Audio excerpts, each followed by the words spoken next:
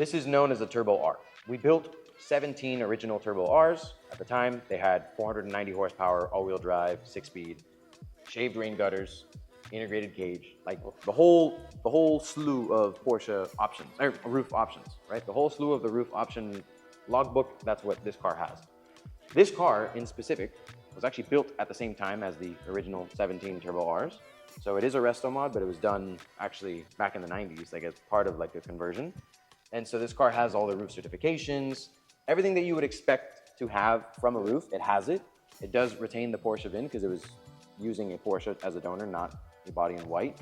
But this is as close to one of the 17 Turbo Rs that you can get nowadays. I mean, Yeah, there's only 17 in the world, so it's kind of hard to come across them. So this car recently came back from the factory after doing a full restoration as well, so that's why it looks as if it was new. I mean, the car got the interior Because the owner redone. bought it and it wasn't in good shape, so he sent it back? No, this comes out of original ownership. So Oh, like it's the original owner okay. ordered it in 96, sent it to RUF, couldn't get one of the 17 Turbo Rs, said, all right, make me a Turbo R with this. Kept it, drove it for like 25,000 miles. He was like, all right, let me just restore it. And he restored it, and now it's what you see today. So it's available now. This is one of the cars that we have in inventory, along with the others that I've shown you already. So it's a really good opportunity for anybody looking to get into the RUF brand without spending the 7 digits that one of these would typically trade for. Yeah. Like you look at the 17 Turbo Rs that are trading in the market, they trade privately, but those are cars that typically are trading close to $3 million, if not a little bit over. Yeah. So this is a really good opportunity for anybody looking to get into one without paying that sort of tax on the price. In addition to the Turbo R, we had what was known as the BTR2, which is that yellow car back there. This was a more sporty variant of the 993 platform that we had come out with. It was kind of a continuation of the belief of what the green and gray car are. Single turbo, 3.6 liter, 420 horsepower with a 6-speed gearbox. This is a dream right here. Yeah, we only built 10 of these. It's really, really cool. This is a RUF VIN car, so this is an authentic RUF BTR2.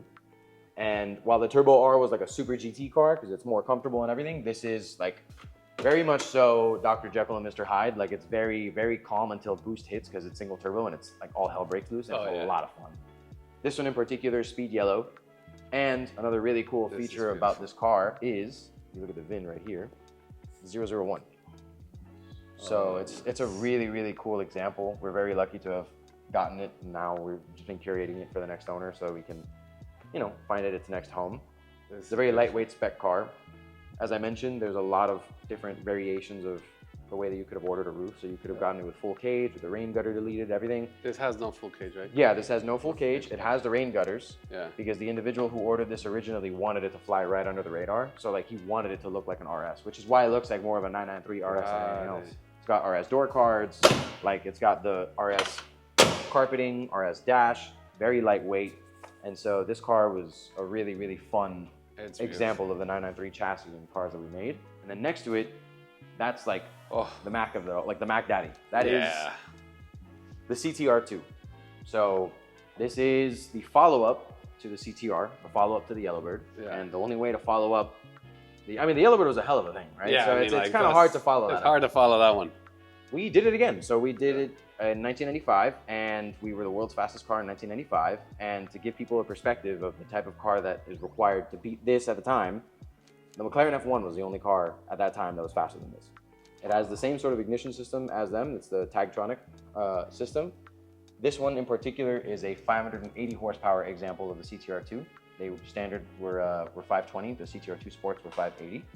And this one is an all-wheel drive example. 6-speed, integrated cage, shaved rain gutters, and then from the doors forward, everything is carbon. And this is a car that was built in the 90s. So like at the time, it was very advanced technology. We were one of the first manufacturers to use carbon ceramic brakes. These cars had the option of coming with carbon ceramic brakes at the time. Look at the way that the wipers are set up. I mean, just like the small little things from a design perspective that I think you guys just nailed every time. It's insane. Yeah, the wipers are very 993 typical, but the really cool aspect about this car that I love is, well, first off, always the integrated cage is a must on these. It's the shaved rain gutters and everything, but my favorite part is the wing. So this wing is synonymous with the CTR2. Like this is the staple of the CTR2. One of the main things that we did with the Yellowbird that allowed us to get so much power out of the car and have it perform so well is that we had one of the shortest distances between intercooler to turbo. We did it with this car as well, and that's why we designed this deck lid so that we could have both the engine breathing and the intercoolers that are tucked into the quarter panels breathing. So even though it's a twin turbo car, just like our CTR1, this one is a narrow body, right? It looks like a narrow body, but we were able to tuck the intercoolers off to the sides in the quarter panel, which is pretty cool. That's insane. Yeah. So this is like the peak the Mag Daddy of the Mag 993. We had, like I mentioned, we had the BTR2, the Turbo R, and the CTR2. So I'm happy that you came. Wow. Because it's very hard to have like the trifecta of roofs. Like even as Roof North America and like the access to different collections we have and like you know the clientele that we have, it's very hard to come across these cars. So that's why having all three like examples of them in the same building is like it's tough. It's really really hard. Even as speaking as like the museum and HQ, it's difficult. And what are these two? Because I know we just heard Ryan, he was flipping over this. Yeah. So we don't have any 996 Gen cars, but we did have 996 models. Yeah. Here we don't have any 996s. So we'll just skip to the 997. In the 997, we also got bodies in white from Porsche. This was one of the last generations of the Mezger derived flat six. It was the last generation of true 6 speeds, hydraulic steering. Like it was a very important era when you look at Porsche. Yeah. When you look at RUF, it's also a very important era because it was one of our most successful platforms in the sense that we made the most of the RT12s. So we made the RT12, RT12S, and then RT12R. What you're looking at right here is an RT12R. Wow. The final variant of that platform, it was the highest horsepower of that platform. We only made 12 of these. 2 of them were two-wheel drive. This is one of the two-wheel drive cars. All the others are all-wheel drive. RT12Rs came out with 770 horsepower. And this one, because it was actually Alois Roof's personal car, he built it for himself, so it has 820. So this is the most powerful roof with a manual gearbox that's been made that's rear-wheel drive.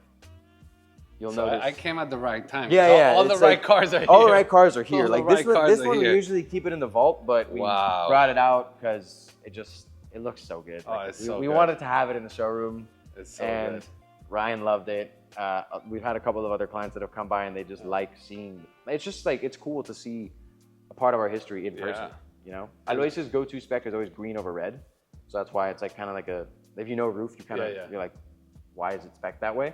But then you get into the details and into the history of the car. It was like, it's just very special to be able to hold one of his own personal cars that we were able to acquire and now curate and make sure that it's safe. And it's crazy how both with RUF and the Porsche family, green was the color. Yeah, I mean, it was like a lot of out of all the colors that you would have thought it would have been yellow, considering the power of how the Yellowbird has done, or for Porsche the same thing with this beautiful green. Yeah, this one's oak. I love oak. Yeah, oak green. This is oak green neo, right? What they call oak green metallic. Yeah, metallic. Back in the day, yeah. And then based on the 997 platform, this is cool. Based on the 997 platform, we developed a mid-engine car, which is called the CTR3. Wow. We had the CTR3 Club Sport and the CTR3 Evo. Everybody thinks this is a Cayman. That's what I thought originally when Everybody thinks it's a Cayman or a Boxer or no. It's a 997 that gets restructured to be a mid-engine car with a tubular rear end. Wow. And so we made 3 variations of the CTR3. The first one, then the CTR3 Club Sport, and then the CTR3 Evo. The CTR3 Evo is the send-off of this model. This is one of the CTR3 Evos. We're making less than 20 of them for the world. Wow. Let me open up the rear. Oh wow, bro! What? So this car's literally new. We're holding it for a client before delivery. This is the real deal right here. Wow. And so this is also an 820 horsepower twin turbo. Is street legal? Yeah, all of our cars are street legal. I mean, they've all been. They're all street cars. That's my favorite part. They're all street cars. Yeah.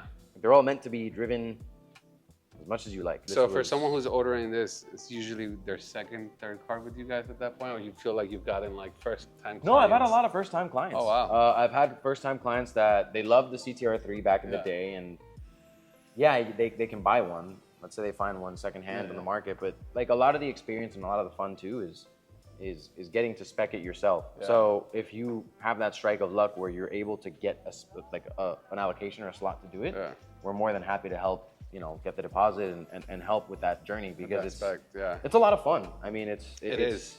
Unless you're undecisive like I am. And every time I get an allocation, I bust a mission. I stress out for days. I don't sleep. What do you have in the works right now? I got a GT3 Touring coming. Okay. That I've been speccing for like 6 months. Okay. And I changed my mind, and the guy's already ready to kill me. Okay. But I finally got it. What color are you gonna do?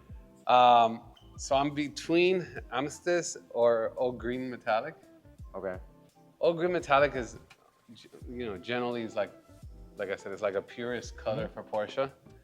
But the Amethyst color is just disgusting. It just looks nasty with the black on black. It just, ugh.